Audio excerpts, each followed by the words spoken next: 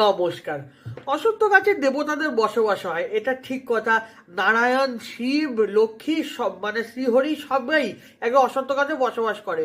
অশ্বত্থ গাছে বলতে গেলে 33 কোটি দেবতাদের বাস হয়। অশ্বত্থ গাছে বিভিন্ন রকম উপায় করে মানে আমরা সুফল লাভ করে থাকি।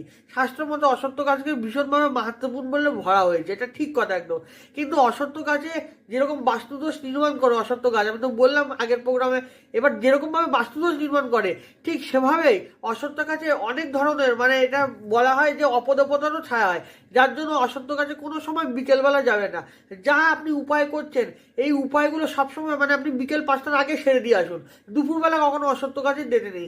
2 থেকে 2:30, 2:30 থেকে 3টে এই সময় কোনো সময় অশ্বত্থ গাছে যাবেন না। এটা ভীষণভাবে খতরনাক হয়ে যায় সেই টাইমিং, কোনো সময় যেতে নেই।